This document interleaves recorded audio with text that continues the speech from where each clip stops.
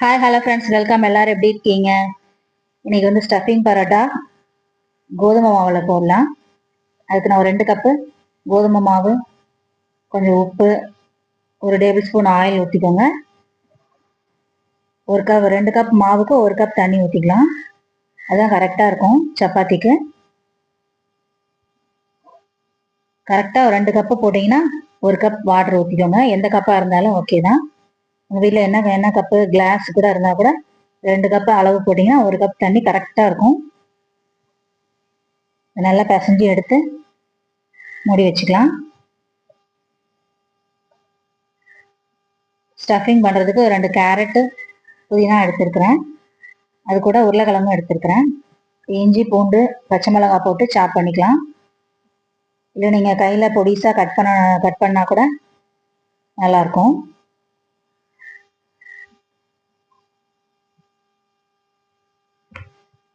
எல்லாம் உரித்து நல்லா போட்டு எடுத்துக்கலாம். அந்த இதில் சாப்பரில் போட்டு எடுத்துக்கலாம். இல்லை மிக்சி ஜாரில் போட்டு ஒரு ஓட்டி எடுத்திங்கன்னா நல்லா குறகுறப்பாக அரைஞ்சிரும். அது இன்னும் ஈஸியான வேலை. மிக்சியில் போட்டு ஒரு அடி அடிச்சிங்கன்னா சூப்பராக ரெடி ஆயிரும்.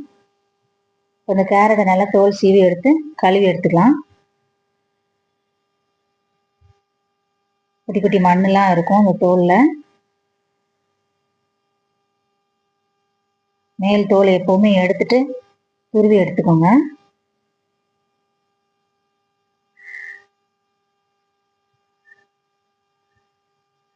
பெரிய ஓட்டை உள்ள அந்த இதில் துருவி எடுத்தீங்கன்னா ஈஸியாக நல்லா அழகாக வந்துடும். சீக்கிரமாக துருவிடலாம். இந்த ஸ்டஃபிங் சப்பாத்திக்கு தொட்டுக்க எதுவுமே வேணாம், அப்படியே சாப்பிட்லாம். இந்த மாதிரி துருவி எடுத்துக்கலாம் எல்லாத்தையும். இப்போ நான் ஒரு 4 உருளைக்கிழங்கு வந்து பாயில் பண்ணி எடுத்துக்கிட்டேன். நல்லா வெந்துடுச்சு. ஒரு 2 விசில் வச்சா போகிறோம், நல்லா வெந்துடும். கடாய் அடுப்பில் வச்சுக்கோங்க. நல்லா காஞ்சதுக்கப்புறம் கொஞ்சம் ஆயில் ஊற்றிட்டு அது காயத்துக்குள்ளே ஆனியன் கட் பண்ணி வச்சுக்கலாம். பொடிசாக கட் பண்ணிக்கலாம். அதோட கொஞ்சம் புதினா கழுவி எடுத்து வச்சுருக்கிறேன். ஆயிலில் வந்து கொஞ்சம் ஜீரகம், சோம்பு இதெல்லாம் போட்டு தாளிச்சிக்கலாம் ஃபஸ்ட்டு. இது வந்து ஸ்டஃபிங் பண்ணுறதுக்கு.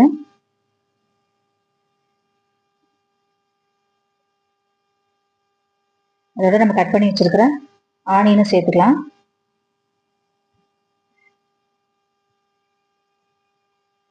ரொம்ப கருகிற அளவுக்கு வறுக்கணும் அப்படின்னு அவசியம் இல்லை, லேசாக வறுக்கினா போதும்.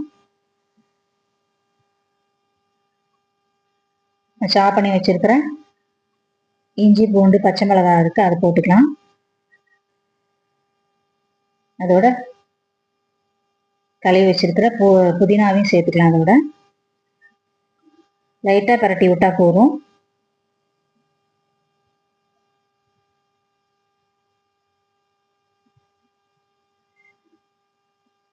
கொஞ்சம் லைட்டாக வதங்கினதுக்கப்புறம் துருவி வச்சிருக்கிற கேரட் சேர்த்துக்கோங்க.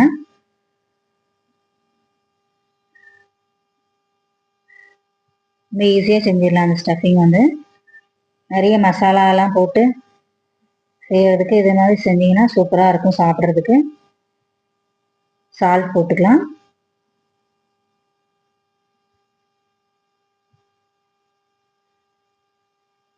உருளைக்கிழங்கு கேரட்டுக்கு சேர்த்து சால்ட் போட்டுக்கோங்க.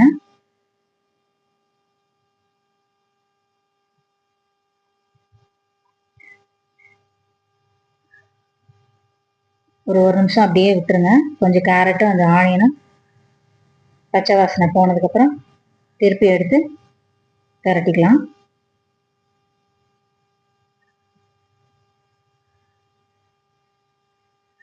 லைட்டாக மஞ்சள் தூள், கறி மசாலா தூள் போட்டுக்கலாம். லைட்டாக வாசனைக்காக 1 ஸ்பூன் போட்டால் போதும், நிறையெல்லாம் மசாலா போட வேண்டாம்.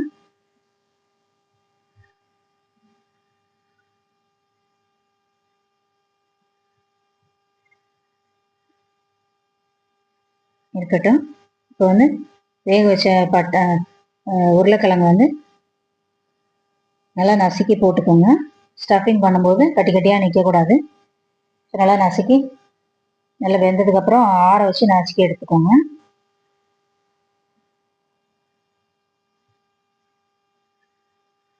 எல்லா மசாலாவும் நல்லா மிக்ஸ் ஆகிற அளவுக்கு சேர்த்துக்கலாம். அதை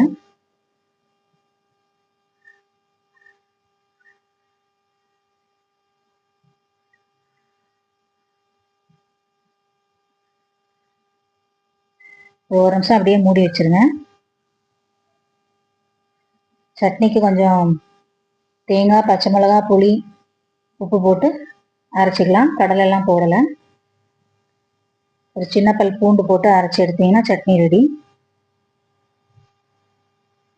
ஸ்டஃபிங் சப்பாத்திக்கு சட்னியே போதும், இல்லாட்டி வெறுமனையே சாப்பிடலாம், நல்லாயிருக்கும். இப்போ மாவை நல்லா பிசைஞ்சு விட்டுட்டு ஸ்டஃப் பண்ண ஆரம்பிச்சிடலாம்.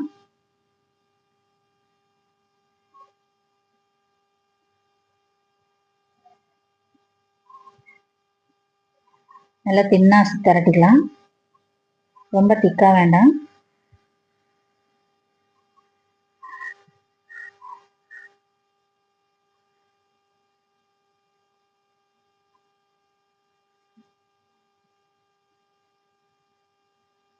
தின்னா திரட்டிட்டு அதில் மசாலா வச்சு ஸ்டஃப் பண்ணிக்கலாம்.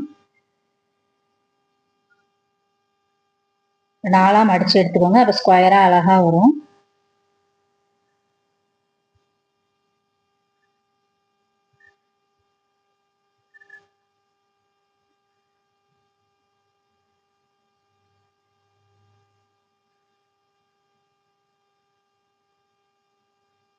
ரவுண்டாக இல்லாமல் ஸ்கொயராக அழகாக தேய்ச்சிங்கன்னா பார்க்கவும் சூப்பராக இருக்கும்.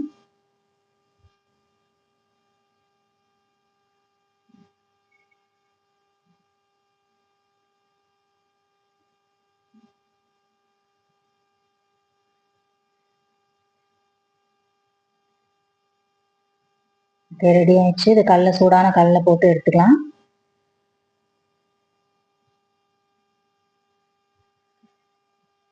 நல்ல கல் நல்லா சூடானதுக்கப்புறம் போடுங்க.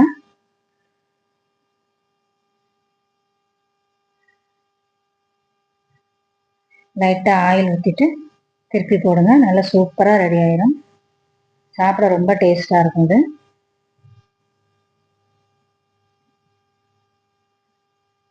அவ்வளோதான், ரெடி ஆயிடுச்சு பாருங்க.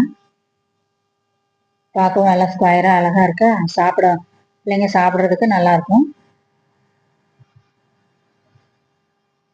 ஓகே ஃப்ரெண்ட்ஸ், நீங்களும் இந்த மாதிரி செஞ்சு பார்த்துட்டு எப்படி இருக்குன்னு சொல்லுங்கள். அப்படியே கட் பண்ணி கொடுங்க, குழந்தைங்க அழகாக சாப்பிடுவாங்க. சட்னி பிடிக்குன்னா சட்னி வச்சுக்கோங்க. ஓகே ஃப்ரெண்ட்ஸ், பாய்.